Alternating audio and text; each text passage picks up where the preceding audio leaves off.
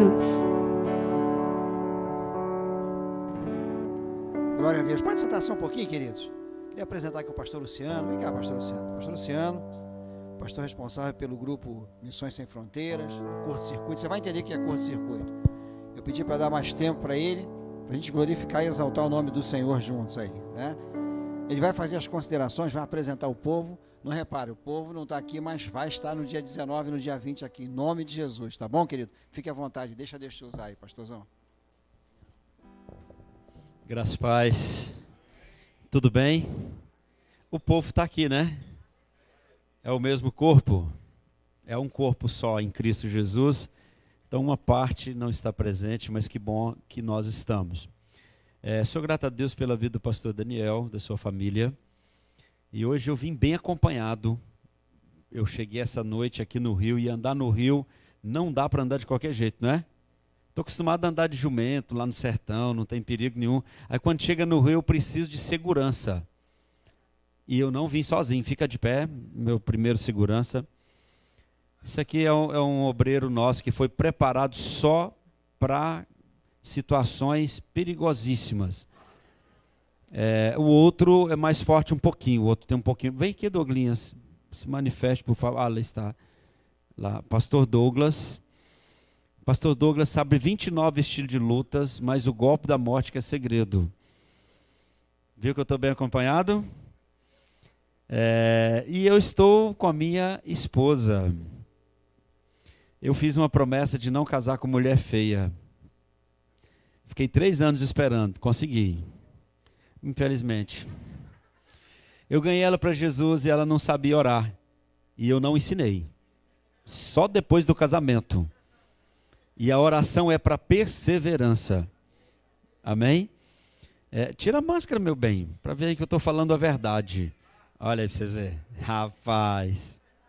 Olha, eu vou dizer de novo. Eu prometi casar com mulher bonita. Se você também fez essa promessa, manifeste aí. Está muito devagar, acho que você vai levar um beliscão na costela aí. O que tem, irmã? No mundo hoje, ele tem que fazer essa promessa mesmo, casar com mulher bonita. Amém? Douglinhas, pastor aqui no Rio de Janeiro, é um dos coordenadores da nossa base, e estou muito feliz de estar com vocês aqui. Obrigado, Douglinhas. Meu filho mais velho casou, e eu fiquei muito feliz, eu fui celebrar o casamento, muito emocionado, e disse, gente, eu estou muito feliz que ele conseguiu casar, e casou com a mulher. Não é? Amém? Glória a Deus, irmãos. Olha, está orando por uma mulher bonita, está no caminho certinho. Tá bom? Parabéns, viu, meu filho? Continue orando. Agora, deixa eu te dar um conselho. Você quer ser missionário? Olha, você quer ser missionário? Quer? Então, diminui um pouquinho a beleza dessa mulher e fala para o Senhor permitir uma mulher um pouquinho enjoada, tá bom? Porque se for uma mulher bonita, igual a minha, e abençoada, dá um trabalho para ficar longe de casa. Se fosse enjoada e feia, era muito bom estar nos campos missionários. Amém? Estou muito feliz. Eu consegui, pela misericórdia de Deus, pousar 5 dias em casa. De setembro para cá. Viu? Essa semana eu estou de férias, porque eu consegui ficar em casa, na nossa casa de Goiás, 5 dias, meu bem, deu 5 dias? Dia 4 ao dia 9, 5 dias. Então a nossa vida é muito corrida, uma hora aqui, outra hora ali, e a minha esposa sempre está trabalhando mais do que eu, né? Porque ela fica em casa, cuida das crianças, cuida de mim, e de vez em quando tem que deixar tudo, viajar comigo, né? Que um homem bonito como eu não é bom ficar muito tempo sozinho. Não é, meu bem? Verdade, é verdade mesmo, de verdade. Eu sou um dos pastores da Missão Sem Fronteiras. E o pastor disse que eu podia pregar. Hoje eu quero então testemunhar de como nos tornamos missionários. Amém? Mas antes eu quero que o Douglinhas passe para nós um vídeo. Esse vídeo é de um projeto chamado Curto-Circuito. Eu vou passar as estatísticas antes dele passar o vídeo. Nós estamos trabalhando com esse projeto desde junho de 2019. E um levantamento feito agora em 2020, em plena pandemia, é que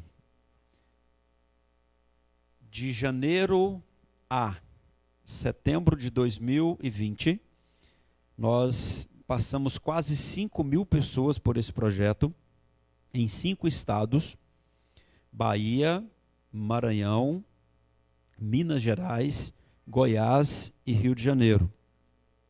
Dessas quase 5.000 pessoas, foram 385 conversões ou reconciliações. E nós conseguimos, em parceria com essas igrejas, e também todos os participantes sempre trazem alimento não perecível, e nós servimos de janeiro a setembro de 2020 aproximadamente 85.000 refeições com esse projeto. Eu acredito que agora é que o negócio está começando a acontecer, né? Porque nós temos uma equipe de Goiás, com um ônibus para eles fazerem o estado de Goiás. Agora, esse mês, sai o pastor Denian com uma outra equipe, em um outro ônibus da missão, e esse ônibus fica o ano inteiro na estrada. Viaja o ano todo. Ele não para, ele não volta para uma base fixa.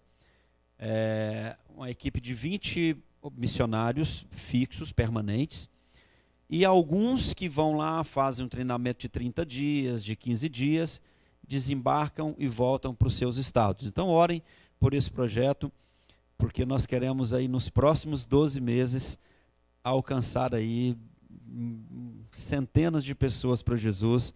E esse projeto é feito em lugares que você nem imagina, escolas, é feito em feiras agropecuárias, é feito em igrejas grandes, igrejas pequenas. E agora mesmo, essa semana passada, nós estávamos ali na região do litoral norte de Salvador, e nós fizemos em várias escolas. As escolas estão fechadas, mas foram cedidas, e fizemos 3 projetos ali, 3 edições, e eu não tenho ainda a estatística desses 3 eventos, mas foram dezenas de pessoas que voltaram para Jesus nesse projeto. É um projeto simples, barato, né, para a igreja receber, não é caro. É um projeto que integra a igreja com a outra igreja vizinha, e alguém ganha quando esse projeto está acontecendo. E eu quero dizer que talvez não vai ser você, tá bom? Mas o seu vizinho, que você vai trazer, sim, o nome dele pode ser escrito no livro da vida. Outras pessoas podem ganhar. E esse é o papel da igreja, né? Vivemos para que outros possam ser alcançados. Eu ouvi uma frase agora do Juliano, e ele disse assim, que Jesus tinha 2 opções: ou ele morria, ou ele nos matava. Ele decidiu morrer no nosso lugar. E aí o Senhor falou comigo: vocês também têm 2 opções. Ou vocês morrem por esta geração, ou vocês a condenarão em um tribunal por toda a eternidade. Nós precisamos decidir se nós abriremos mão de nós mesmos, se morreremos para nós mesmos, para ganharmos essa geração, ou lá diante do Senhor estaremos num tribunal condenando essa geração por toda a eternidade. E quando eu digo essa geração, fica muito vago, mas eu quero dizer que dentro desta geração está o seu vizinho, está o seu primo, seu filho, o seu tio, o seu parente. Já pensou você estar num tribunal que decide a eternidade de alguém que você conhece, e talvez se eu e você tivéssemos nos esforçado um pouco mais, ele não estaria no banco dos réus, ali naquele grande tribunal. De uma coisa eu tenho certeza: Jesus estará com a consciência muito tranquila, porque olhando para a nossa geração, para as outras gerações que já passaram e para as que ainda virão, Jesus vai poder dizer que fez tudo por elas. Mas e nós, igreja? Será que nós, ao participarmos desse tribunal, também poderemos dizer que fizemos tudo e todo o possível para a geração que vive enquanto nós vivemos? Fica aí uma pergunta para eu e você refletirmos. Amém? Vamos lá, Douglinhas, pode passar, por favor.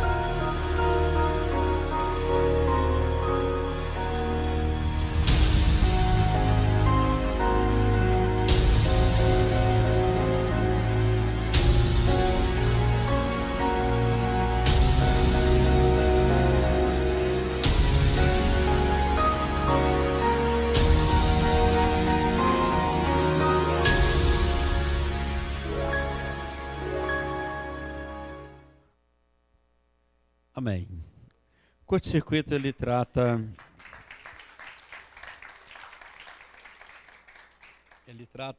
fala de 7 temas.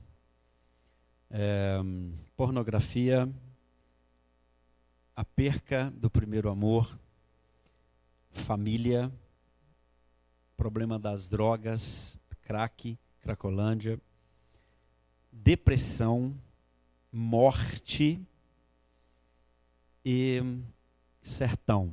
Existem hoje no sertão do Brasil, sertão nordestino, 10.000 comunidades sem a presença da igreja. Quando eu digo que eu fico pouco tempo em casa, é porque nós estamos sempre no sertão. Em alguns lugares de a pé, outros só de caminhonete traçada, outros nem de caminhonete. E é um povo carente. E muitas vezes nós dizemos que esse povo é um povo idólatra. Não. É porque alguém levou a eles um bezerro antes que eu e você levássemos Jesus. Quando Moisés se ausentou e o povo ficou desesperado, então eles procuraram Arão. Mas eles não pediram a Arão para lhes dar um bezerro. Eles pediram a Arão para lhes dar um Deus. Arão lhes ofereceu um bezerro. Alguém ofereceu um bezerro no Nordeste, mas nós podemos substituir o Senhor do Bonfim pelo Senhor da eternidade. Amém? Nosso foco está no sertão, comunidades que não têm igreja. Nós estamos com a escola de missões já 6º ano de escola, e nesses 6 anos nós estamos agora formando, no final desse ano, nós estaremos completando o número de 500 alunos, minimamente preparados, totalmente disponíveis. Ficam conosco durante 1 ano e depois, por 6 meses, eles vão morar em uma comunidade onde não tem a presença da igreja. Comunidade quilombola, povos indígenas. Inclusive, eu acredito que agora, bem no iniciozinho de março, nós estamos fazendo um evento com os povos terenas do Mato Grosso do Sul. Se alguém quiser ir conosco, fique à vontade. Pode pegar um voo daqui para Campo Grande e lá você embarca em um dos ônibus que vai estar passando por lá da missão e tem uma experiência com os povos terenas. Quem é que vem para a missão? Geralmente, é interessante, pastor, eu tenho andado muito, eu tenho tido cada experiência. É um tal de leva ele, você já ouviu isso? Quando um representante de uma agência missionária chega no lugar e faz um convite para as missões, sempre alguém diz assim, leva ele. Não é verdade? eis-me aqui, envia ele, né? E interessante que é mais ou menos assim: pastor, leva esse menino aqui, ele está dando muito trabalho para a mãe dele, está nas drogas. Não é mesmo? Pastor, leva esse aqui não sabe se é Joãozinho ou se é Marinha, tá bom dele ir para a escola de missões. E é isso que a gente tem recebido, esse tipo de proposta pelo Brasil. E aí você me pergunta, e vocês levam? Sim, levamos. Sabe por quê? Porque o Senhor falou que não é para fazer acepção de ninguém. E muitos desses garotos se tornam missionários.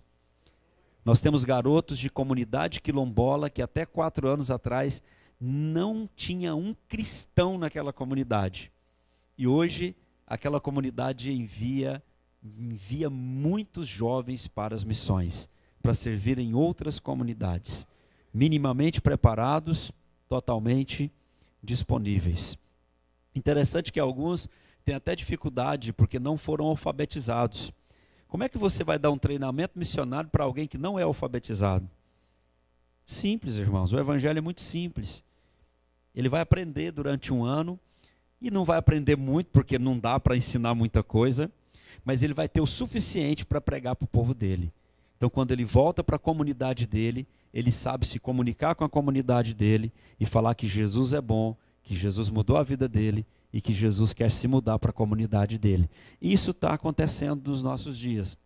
Nós trazemos jovens de várias comunidades e depois de um tempo eles voltam para servir a própria comunidade deles. E ali eles alcançam os pais, alcançam os vizinhos, os parentes, e eles voltam com o entendimento de que eles são realmente missionários. Sabe qual é o nosso problema? Nós trazemos as pessoas para a igreja e elas ficam 30 anos aprendendo a ser salvas. E a questão de salvação se resolve tão rápido, não é verdade? Você fala do plano de salvação em poucos minutos para alguém. Mas nós ficamos aqui insistindo 20, 30 anos para ensinar alguém a ser salvo. E eu acredito que Jesus não teve esse tempo todo, né? Então ele pegava o camarada pescador, frustrado, e ele levava para os campos missionários com ele e dizia para eles: ó, você faz o quê? Pescador? Sim. Então eu vou te fazer um pescador de almas, de homens. E deu certo. Se deu certo com Jesus, dá certo com a igreja. Amém, queridos? Até 2011 eu era pastor muito convencional. Sonhava que a nossa igreja crescesse, prosperasse. E nós realmente tivemos vários projetos dentro da nossa cidade. Muitos e muitos projetos. E nós decidimos que a nossa igreja naquela cidade de Trindade, que é quem conhece Trindade? Uma cidade extremamente idólatra. Ela recebe todos os anos, é uma cidade de 150 mil habitantes, e ela recebe aproximadamente 2 milhões de turistas religiosos. Todo mês de junho há uma caravana, dezenas e centenas de caravanas do Brasil todo, indo para a nossa cidade, que é Trindade, Goiás. Então a cidade toda é construída e ela é mantida pelo turismo religioso, né? Graças a Deus está mudando isso agora. E foi lá que o Senhor nos levou para pastorear. E isso já tem 16 anos. E eu pensei assim: jamais vou deixar de ser pastor. Nasci para isso. Eu não queria, mas agora também não vou sair mais, né? Mais ou menos assim, não é, pastor? A gente não quer, né? Mas depois fica difícil, porque não tem como mais viver sem servir o Senhor como Ele nos ensinou a fazer. E chegamos em Trindade no ano de 2005. Na época, a cidade de uma crise muito grande, a prefeitura quebrada, não tinha ambulância, não tinha nada. A cidade vivia uma situação complicadíssima. Então nós oramos para que o Senhor nos desse direções para que fôssemos uma igreja relevante, uma igreja que atuasse na necessidade da cidade. Então nós tivemos vários projetos em pouco tempo. Teve um tempo que a nossa igreja era conhecida como a Igreja da Verdura. Por quê?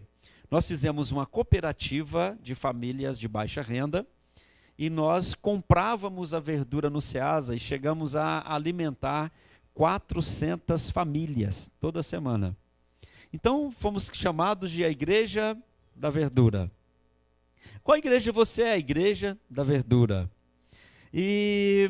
Mas sempre nós dizíamos que queríamos fazer missões além dos limites do nosso município. Era um sonho. Pergunte assim, era um sonho mesmo, pastor? Nada, não era não. Era uma história que a gente contava e muitos acreditavam, mas nem nós acreditávamos. Não era não. A gente só dizia que ia, mas nunca foi. E nós sempre dizíamos que ia quando Deus, Senhor, quando o Senhor nos der uma estrutura assim, assim, nós vamos. O Senhor nos dava. Senhor, quando o Senhor nos der um ônibus para fazer missões, nós vamos. E eu me lembro que uma vez nós reunimos todos os jovens da nossa igreja e fomos orar para um ônibus. E para nós fazermos o quê? Missões. E quando terminamos a oração, a igreja na rodovia, passou um ônibus com o nome do nosso ministério. Nós entendemos o quê? É um sinal de Deus. Olha aí, Deus vai nos dar um ônibus. Interessante que passou pouco tempo, Deus nos deu um dos melhores ônibus daquela cidade. Nós pensávamos em comprar um ônibusinho assim, bem fraquinho, e chegou um irmão e disse, está na hora de comprar um ônibus. Eu falei, olha que legal, agora nós vamos fazer missões, né? E aí nós compramos um carro executivo, aquela coisa linda, linda, linda, para fazer o quê? Pergunta se fizemos. Fizemos. Nós viemos na praia várias vezes, missão de crente, os farofeiros de Jesus. Depois a gente fazia algumas missões bem interessantes lá num lugar bem conhecido do nosso estado chamado Caldas Novas. Quem já conhece? Como era bom fazer missões para Caldas Novas. Era bem melhor fazer missões para Caldas Novas do que aqui no Rio de Janeiro. Né? Até hoje eu gosto ainda de fazer missões lá, não está tendo muita oportunidade, né? E nós sempre dizíamos ao Senhor que iríamos fazer algo além do nosso município. Mas a igreja foi crescendo, logo nós descobrimos que tinha muitos pacientes com câncer na nossa cidade. E o que fizemos? Compramos uma ambulância. E essa ambulância, ela transportava da nossa cidade, que é em torno, até a capital, dezenas de pessoas na semana. Era de dia, era de noite, era de manhã, era toda hora. Como não tinha, as ambulâncias da prefeitura estavam sucateadas, então a nossa ambulância era o veículo disponível para a cidade. Mas nós fizemos pelo menos algo bom, nós decidimos que não usaríamos um centavo de verba pública para fazer aquele projeto. E conseguimos manter aquele projeto por um bom tempo. Aí agora éramos conhecidos como a Igreja da Ambulância. Irmãos, foram muitas e muitas pessoas que foram alcançadas dentro daquela ambulância e nunca entraram em uma igreja.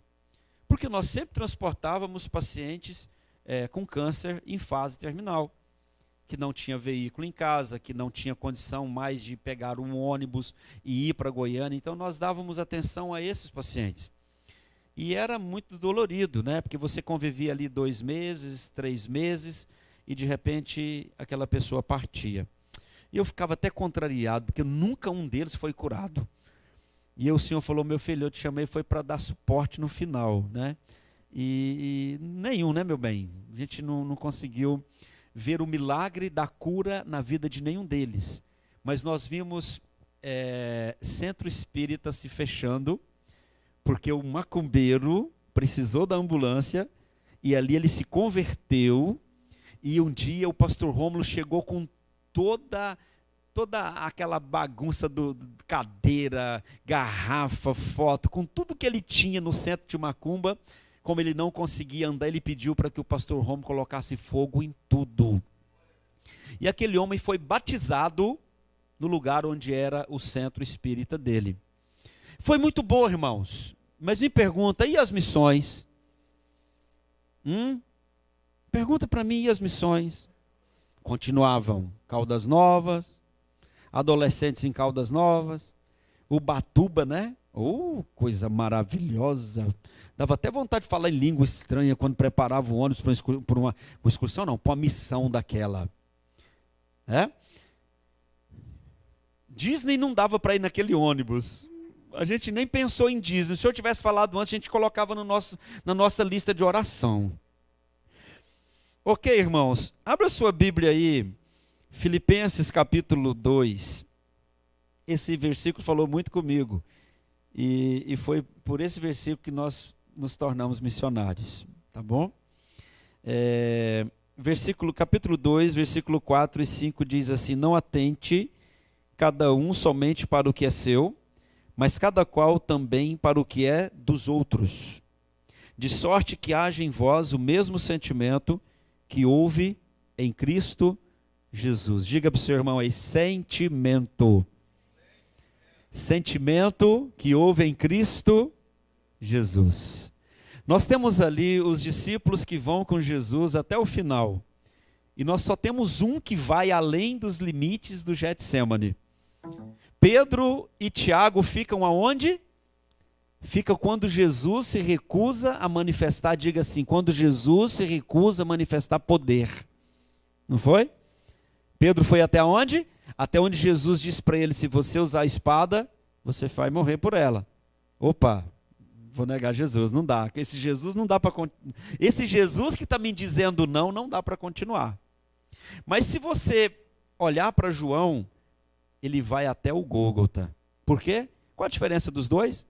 O Pedro olhava para a força, mas o João deitava no peito, sentimento. Amém, queridos? Então, o Senhor fala Paulo fala aqui aos Filipenses para termos este sentimento que havia em Cristo, e ele está falando de um sentimento de renúncia, não é? E eu achava que esse sentimento era de dor. Quando eu era jovem, eu li um livro, não sei se alguém já leu esse livro, e o autor do livro, ele queria sentir o que Jesus sentiu na cruz. Então ele queria sentir a dor dos cravos, ele queria sentir a dor das chicotadas, daquilo tudo que Jesus sentiu. E um dia eu falei, rapaz, eu também acho que eu quero sentir isso aí, né? Graças a Deus o Senhor não me ouviu a minha oração, não senti não. Mas depois que eu entendi esse versículo, o Senhor me falou claramente que a situação, ou a questão dos cravos, dos espinhos, da humilhação, ele já havia superado. Diga para o seu irmão assim, Jesus já superou a dor dos cravos. Não é esse sentimento que ele quer que a gente tenha. Mas sabe o que Jesus ainda não superou? Ver tantas crianças sendo abusadas sexualmente, talvez na nossa cidade, na nossa comunidade, ver tantas pessoas morrendo e indo para o inferno bem pertinho de nós como igreja. Isso Jesus não supera. Essa dor ele ainda tem. Amém, queridos? Mas eu pensei assim, poxa, a gente está com a igreja muito boa, está crescendo, e que legal, a gente vai continuar por aqui, né, fazendo as nossas missões para Ubatuba, fazendo as nossas missões para Caldas Novas. Oh, glória a Deus, que lugar maravilhoso, Caldas Novas. Quem não foi ainda, vai lá, tá? Mas vai lá na Serra do Inácio também, você vai gostar. Todos os dois lugares são muito quentes, tá? Só que Caldas Novas você tem um punhado de restaurante chique, um punhado de hotel legal. Lá na Serra do Inácio você tem um jumentinho para andar, tem uma serra de 800 metros para você subir até chegar naquele povo. Caldas Novas você toma banho numa água quente. Lá na Serra do Inácio a gente paga R$200 num caminhão de água para dar banho nas crianças da comunidade. Mas todo mundo toma banho, tá bom? Ou em Caldas ou na Serra do Inácio. Mas nós queríamos o que o Senhor, ao contrário do que o Senhor queria. E o Senhor nos deu condições para ir fazer missões. Quando foi em 2011, o Senhor nos deu mais um projeto. E foi esse projeto foi nele que o Senhor nos pegou. Em 2011 nós abrimos a primeira casa de crianças do nosso ministério. Então nós recebemos crianças vítimas de abuso sexual, abandono e situação de risco. Aí agora eu pensei, está completo, né? De repente, em poucos meses, tivemos que abrir a segunda, porque não tinha mais espaço na primeira. E logo depois, o casal que cuidava das crianças tinha que ir embora para outro estado, então nós trouxemos 32 crianças para dentro da nossa casa. Se você me perguntar se é ruim, não, porque nós somos apaixonados em crianças. E agora que nós nos sentimos realizados, de fato, porque estávamos cuidando daquelas crianças, alguns bebês, outros adolescentes, e a promessa de fazer missões ainda não tinha acontecido.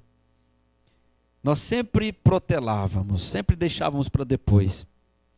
Até que em 2012 eu recebi uma ligação. Naquele mês nós recebemos 2 bebezinhos. Eu vou te contar o testemunho do primeiro e depois eu te conto do segundo. O primeiro, o pessoal me ligou e disse assim: pastor, vem buscar um bebê aqui no conselho.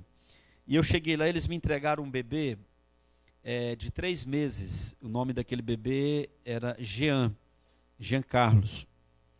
E aquele bebê estava muito ferido, magro. Ele parecia um recém-nascido com 3 meses de idade.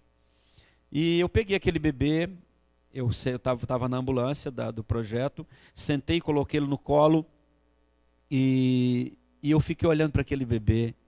Ele não tinha nada na vida. Ele tinha uma chupeta quebrada, uma fralda velha de pano, de tecido, toda suja. E ele tinha várias marcas de pancada e de marcas de cigarro, toco de cigarro, que queimavam na sua própria pele, as perninhas cheias de marcas, barriguinha.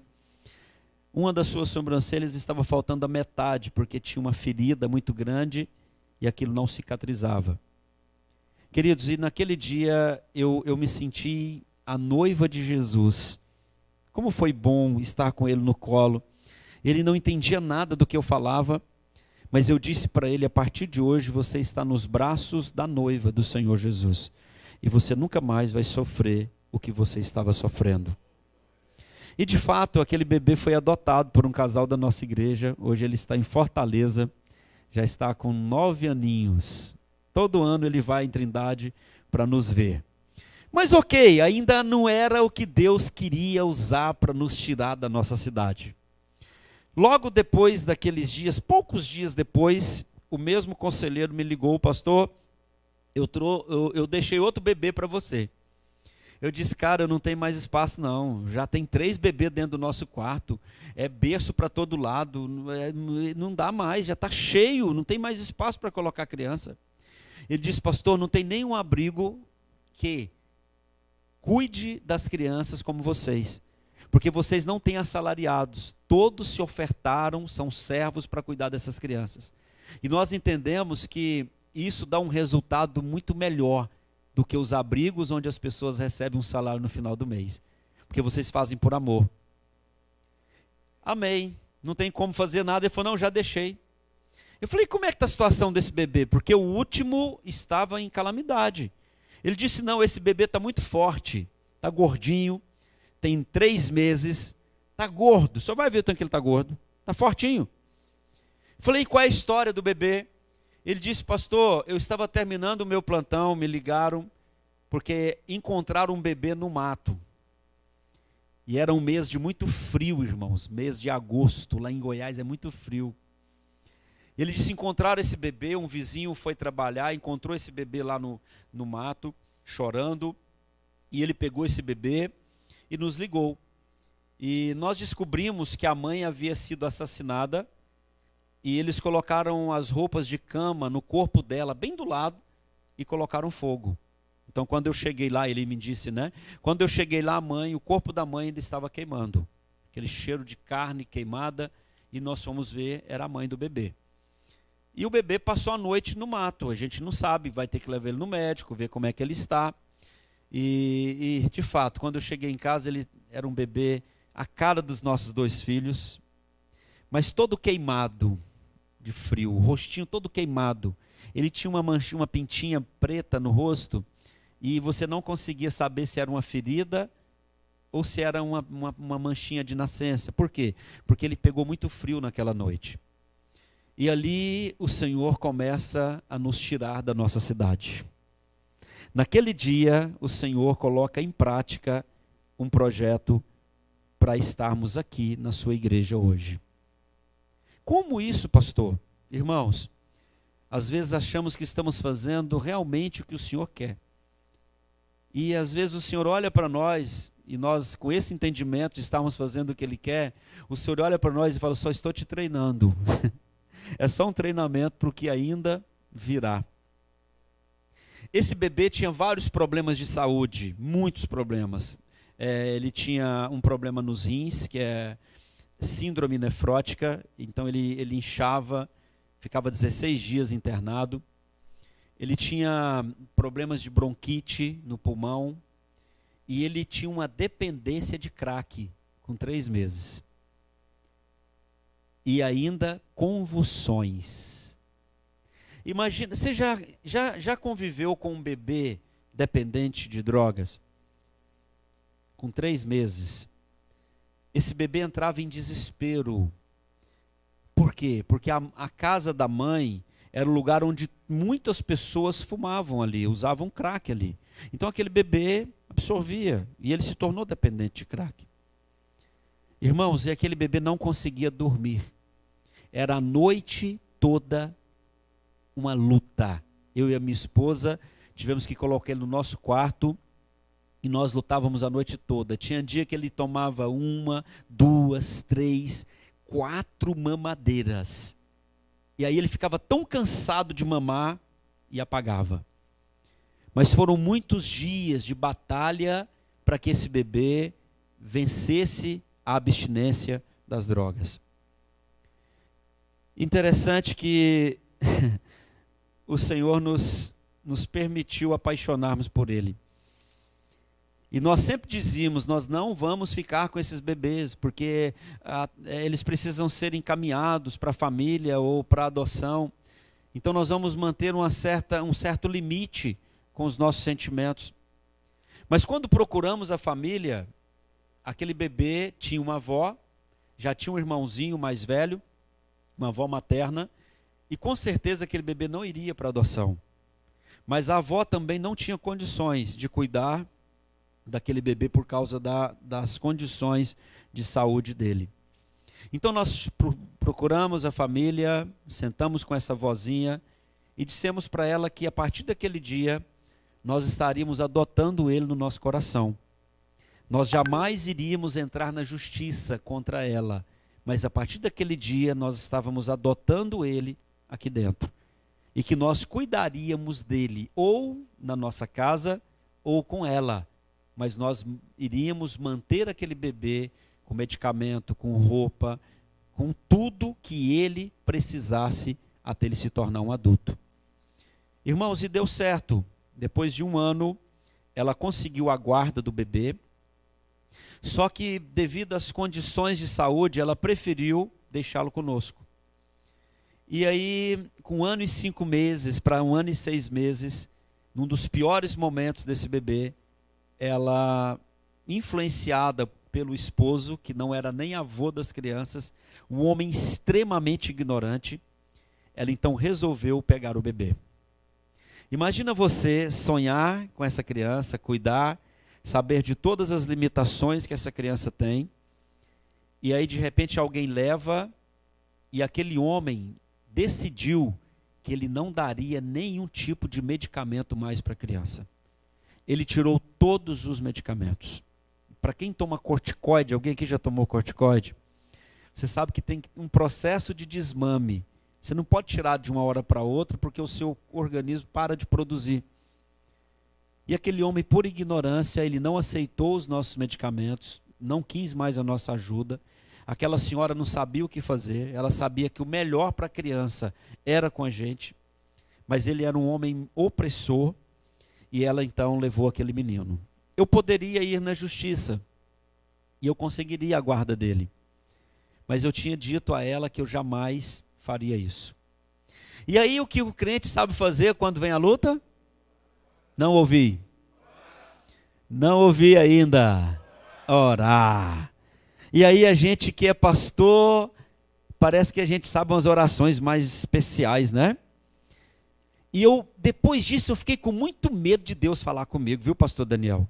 Tem pessoas que dizem que Deus fala com eles toda semana, não é verdade? Todas as vezes que Deus fala comigo, eu não me dou muito bem. E se você for pegar também a história dos heróis da fé, dos homens de Deus. Todas as vezes que Deus falava com um camarada daquele, ele tinha que sair da casa dele, ele tinha que morar em tenda, ele tinha que ficar ouvindo chacota por muitos e muitos anos, construindo, como um bobo, né, construindo uma arca no lugar que não chovia. Rapaz, diga para o seu irmão, Deus está falando com você? É bom? Cuidado que não é Deus, talvez seja só a sua alma, tá bom? Porque comigo todas as vezes que fala, eu perco alguma coisa. Todas as vezes. Eu e minha esposa já temos medo de Deus falar com a gente. Nós estamos igual a Abacuque, né? A gente nem exige muita coisa, porque quando Deus fala, nós devemos muito mais do que achamos que temos para receber. O que Abacuque faz? Quando Deus fala com ele, ele treme. E aí nós fomos para a oração. Toda a igreja orando, oramos, e o Senhor falou conosco. Que bom se o Senhor tivesse dito assim, meu filho, eu vou te devolver essa criança. Mas não foi isso que o Senhor falou para a gente, não. O Senhor falou assim, meu filho, você lembra quantos anos você está falando que vai lá para o sertão? Lembro, Senhor. Mas olha a obra que nós estamos fazendo aqui. Pois é, meu filho. Eu tirei a criança de vocês, para que você tenha o mesmo sentimento que eu tenho pelas crianças do sertão. Eu vou te dar a oportunidade para você e para sua esposa sentir o que eu sinto. Falei, que isso, Senhor? E insistimos em oração e o Senhor falou claramente que não adiantava orar.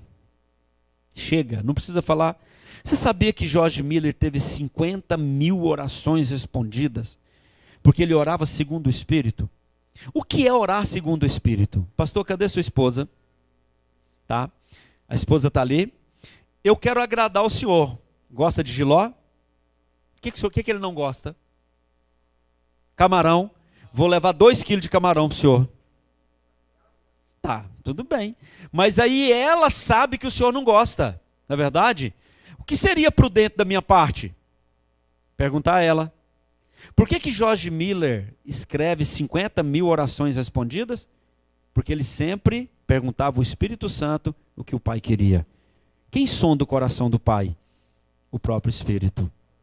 Não é verdade? Eu, às vezes, chega pessoas e falam, ora pelo meu filho, há 3 anos eu perdi uma sobrinha, o Senhor falou, não ora. Falei, que isso, Senhor? Falou, não ora, meu filho. Mas, Senhor, está todo mundo orando, meu filho. Muda a sua oração. O Senhor vai levar ela? Não me respondeu nada. Mas o silêncio já dizia tudo. E eu liguei para os meus irmãos e disse, muda o nome desse grupo.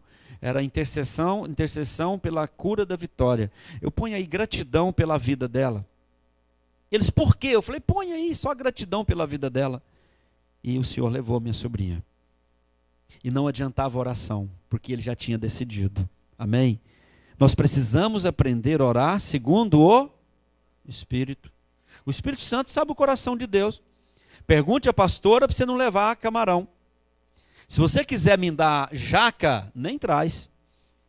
Pergunte à pastora Renata, ela vai falar assim, bife com banana frita, arroz e feijão. E uma batatinha frita também vai bem.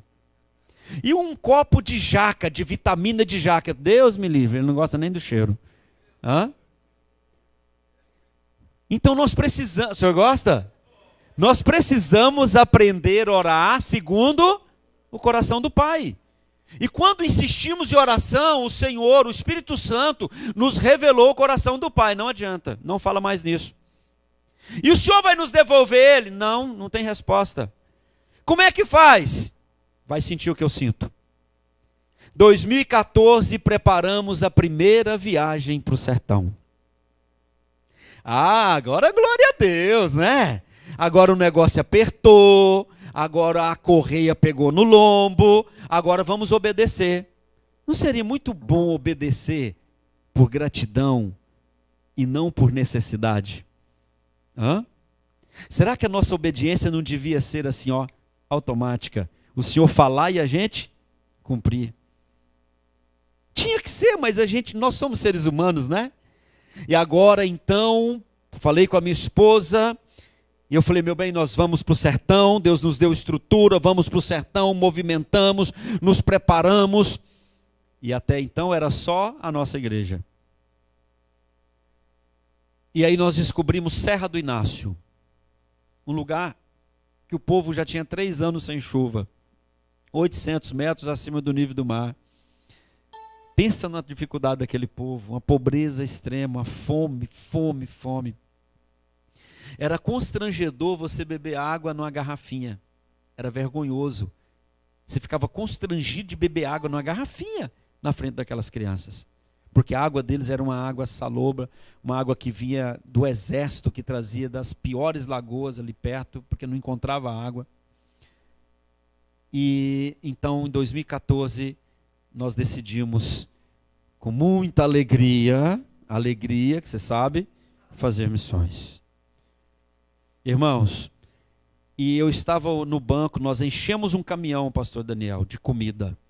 Caminhão lotado de comida. Peguei a picape, enchemos de comida e preparamos para essa viagem. Quando eu fui ao banco, de manhãzinha, estava na Caixa Econômica para fazer algumas transferências antes de fazer a viagem. Já tinha 3 meses que nós não víamos o bebê.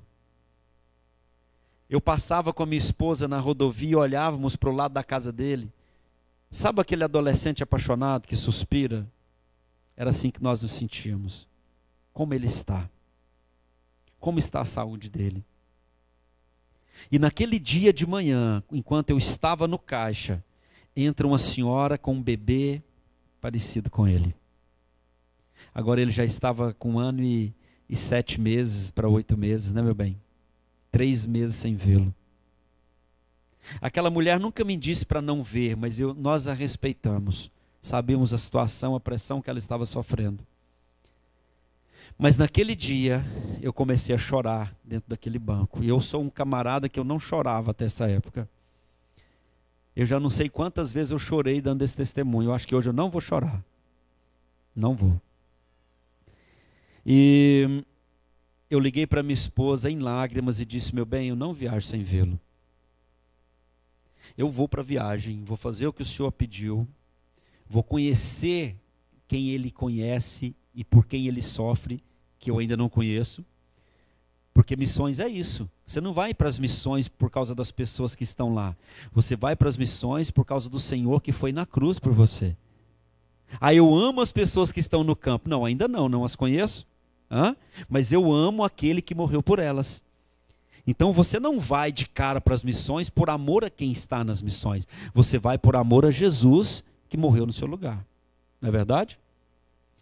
E aí eu liguei para ela, ela disse: não, meu bem, pode viajar que eu vou ver o bebê, eu vou lá e viaja. Eu falei: não, viajo não.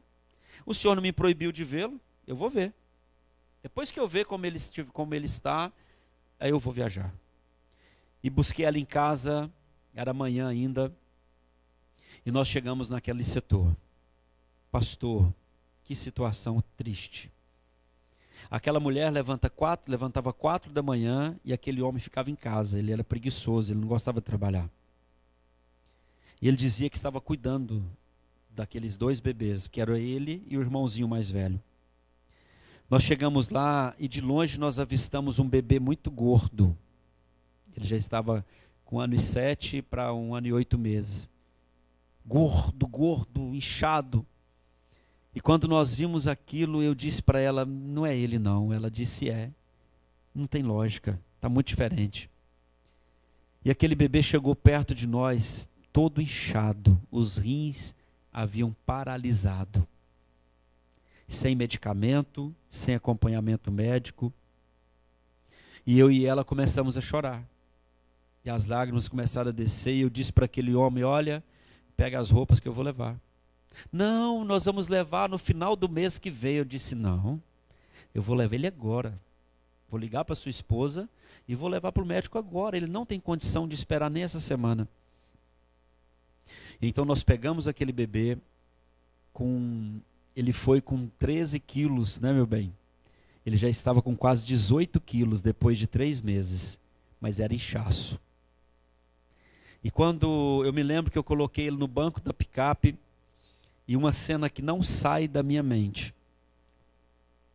Ele andava, ele tinha que parar, porque as perninhas estavam tão inchadas que machucava. Pegava uma na outra e machucava, cansado ao extremo. Eu me lembro que eu coloquei ele no banco da picape e ele sempre gostou muito de carro. E ele olhou para o chinelinho, estava todo cheio de barro.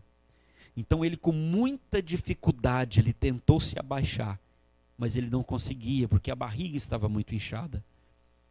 Então eu ajudei a tirar as sandalinhas, os pés estavam mais sujos do que as sandálias.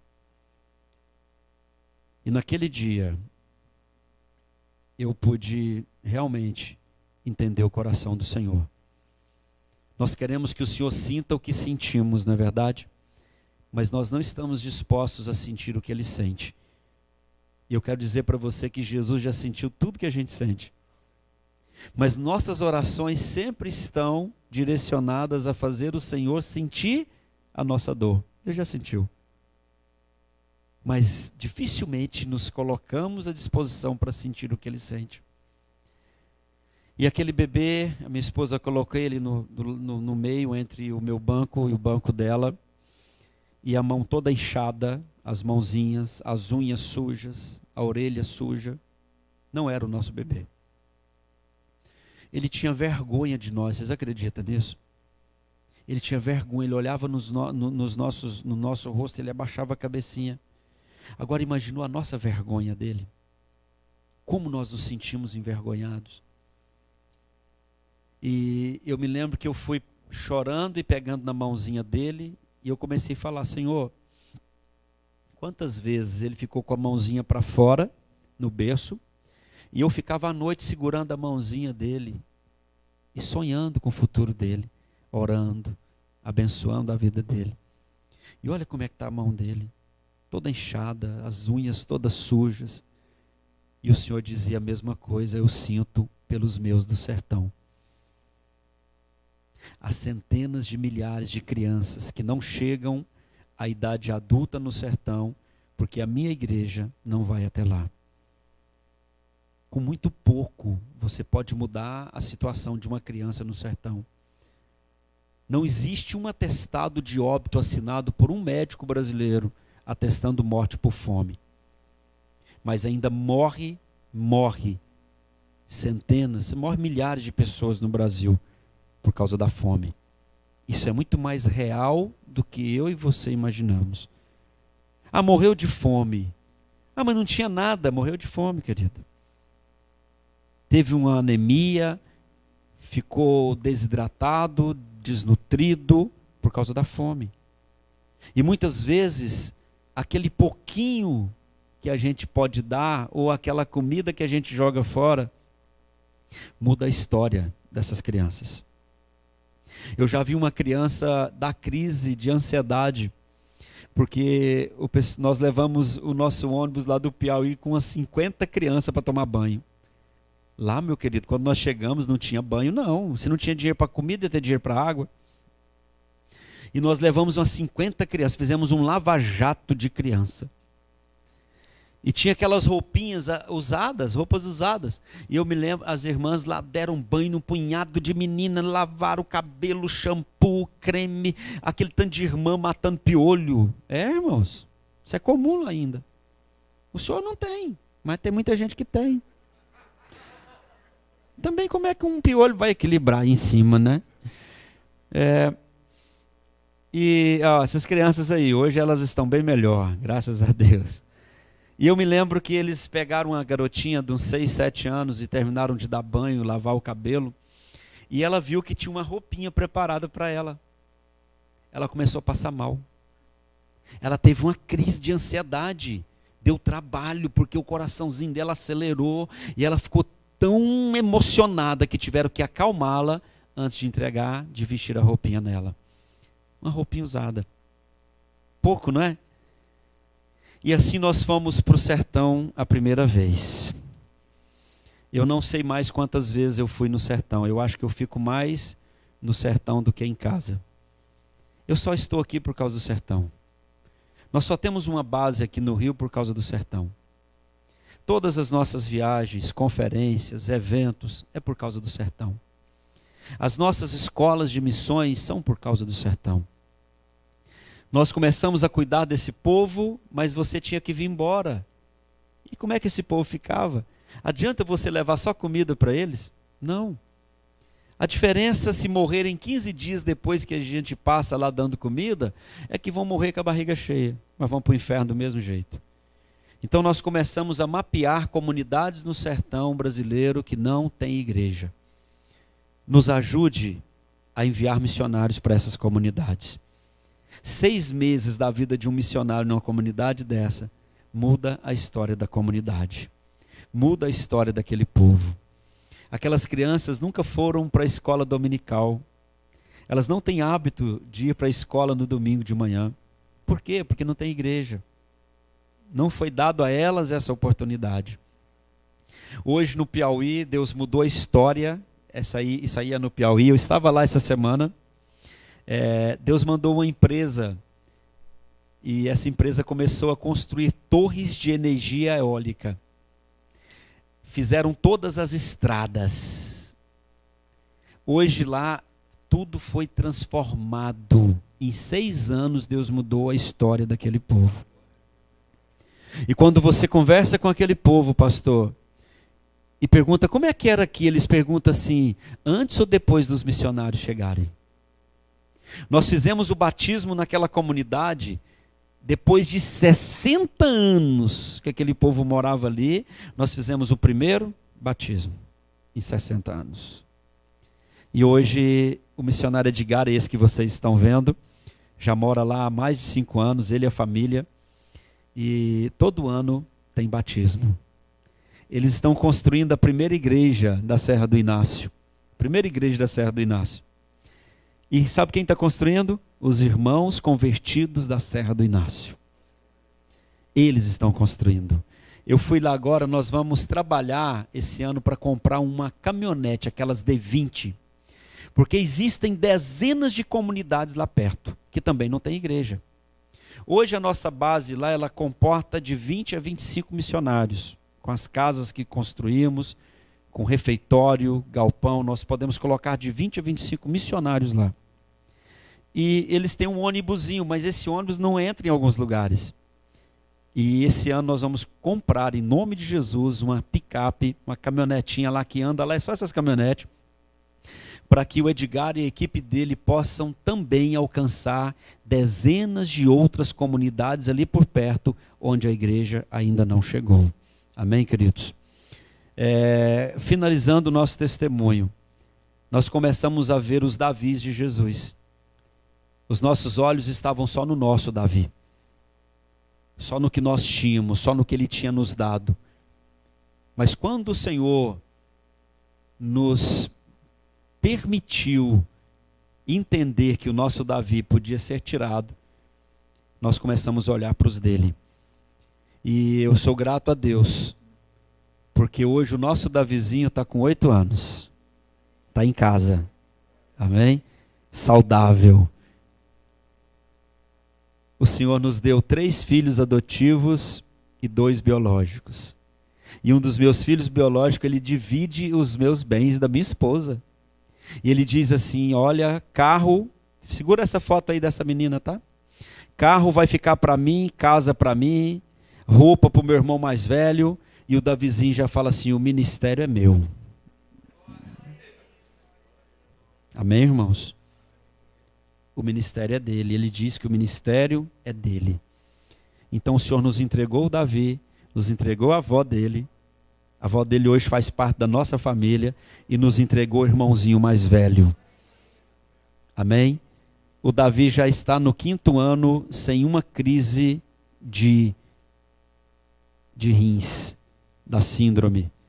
E os médicos disseram que com 5 anos, se ele não tivesse mais nenhuma crise, estaria curado. E eu acredito que ele já está curado. E o Davizinho conhece todas as bases. Não ficamos só naquela, nós temos muitas outras bases no sertão. E esse ano queremos abrir mais bases no sertão. Quem sabe essa igreja vai plantar uma igreja no sertão. Há espaço. Amém, pastor? Se o senhor quer ter uma igreja batista Peniel lá no sertão, a gente manda os missionários. Um povo que andava em trevas, para esse povo está brilhando a luz do evangelho. através da vida de missionários minimamente preparados, mas totalmente disponíveis. Vamos ficar de pé em nome de Jesus. Meu Deus, já é tarde. Ali está a minha família. Isso aí foi ontem. Só não está a Lilica. A Lilica é a mais velha, é pastora aqui no Rio de Janeiro. Ela reivindicou, né?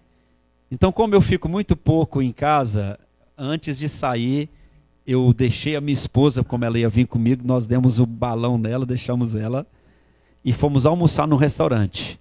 Ali está os meus 3 filhos, né? 2 são biológicos, o Davizinho é do Senhor nos deu. O Cauã não está ali, né? Nem o Cauã nem a Lilica. E aquela de lá já é a minha nora, esposa do meu filho mais velho.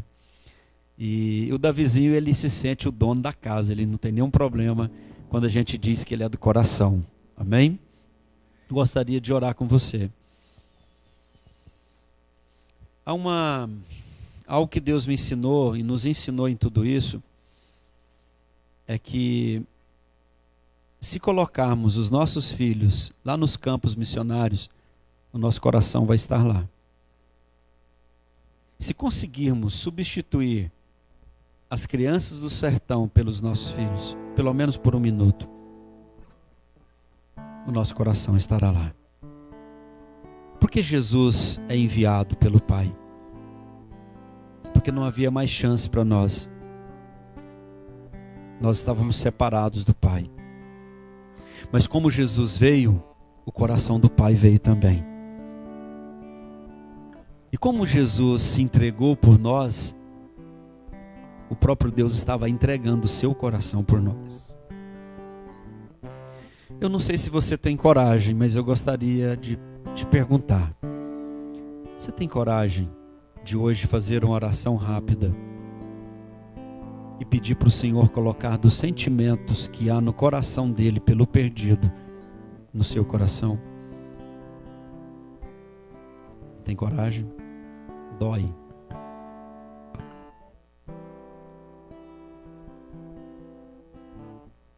Então pode orar, fique à vontade.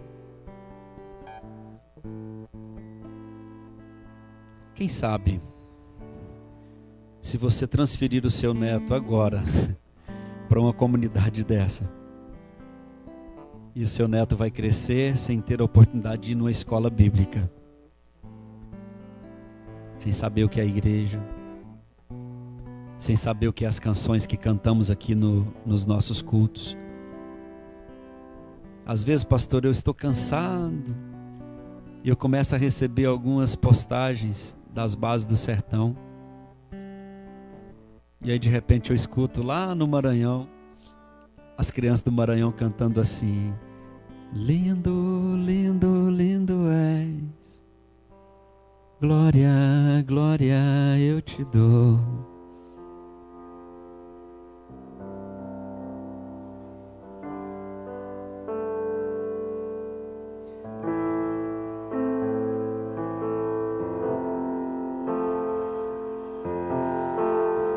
Aí de repente vem lá da Bahia, as crianças da Bahia cantando a mesma canção, lá do Piauí, aqui do Rio de Janeiro, crianças que nós temos cuidado aqui no carro quebrado, né? São dezenas de crianças que nós estamos lutando para que elas não entrem no caminho do tráfico.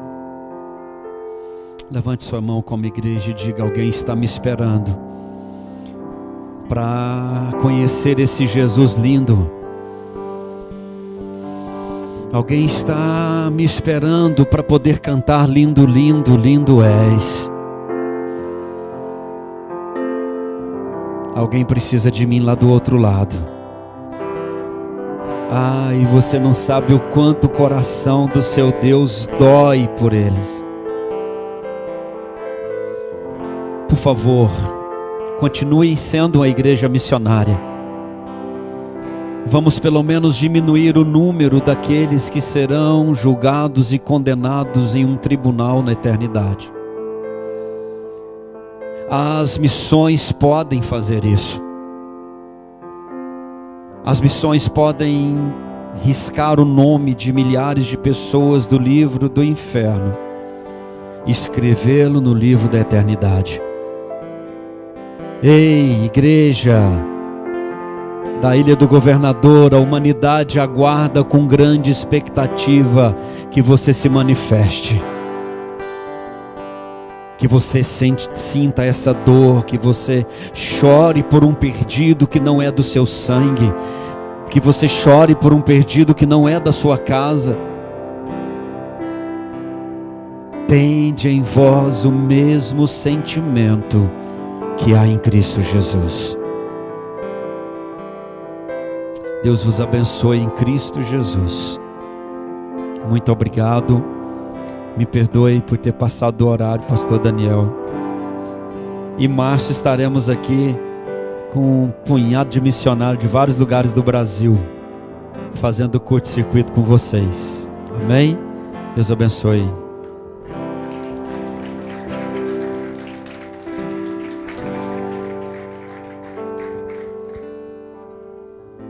Amém. Não há quem não se... haja coração, não é verdade, irmãos? Vamos lá, rapidinho. Como ele falou, 19 e 20 de março nós vamos estar um trabalho de curto-circuito. Você é nosso convidado, tem que dar um nome para a gente escrever, porque a entrada vai ser 1 quilo de alimento não perecível, tá?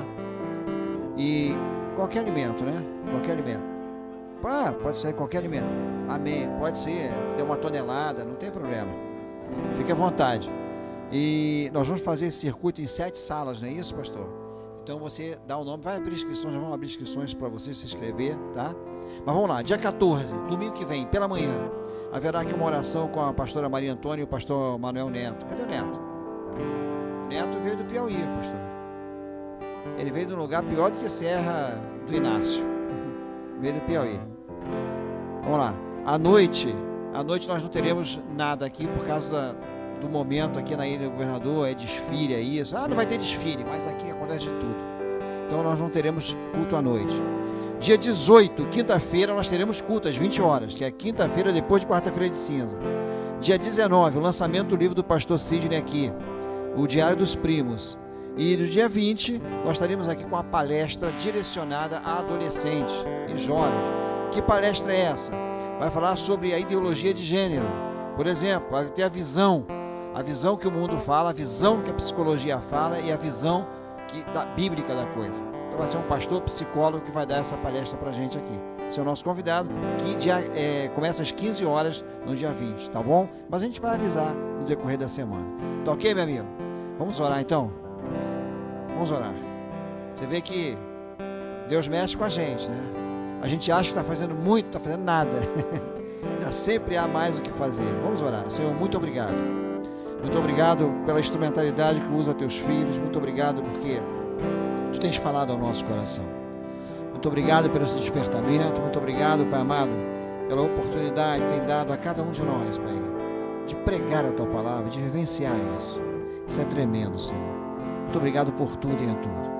Nos leva debaixo das tuas mãos santas, poderosas, no restante de semana de oportunidade, Senhor. Como diz teu filho, de transferir o nosso coração. Porque onde tiver o nosso tesouro, ali está o nosso coração. Muito obrigado mesmo por tudo, Pai, em nome de Jesus.